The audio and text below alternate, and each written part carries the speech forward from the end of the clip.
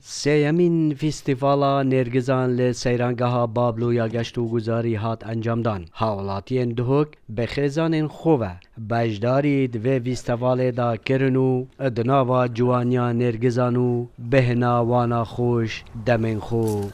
درباس کرن. من نزدیکی 10,000 بنکا شجوعت کردستان میاد اینان ویره چانش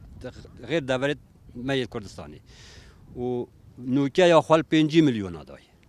از ویره حتی سری چه تو بینه اینو بینه نرگز و جوانی و حتی 15 رنگ تو اونج میاد های 15 رنگا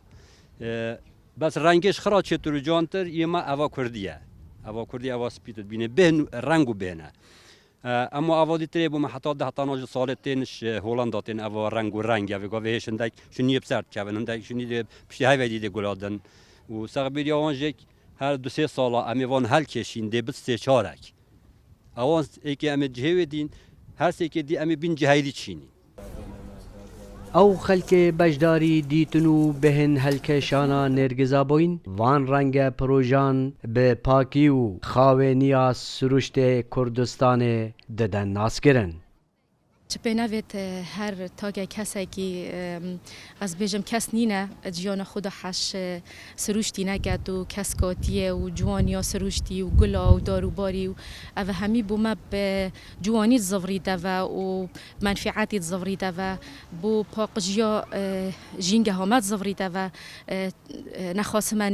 نرگز جوانیه که تایبت های نف سروشته کردستانه ده. یک جوانیا چیاو سروشت کردستان گلا نرگزه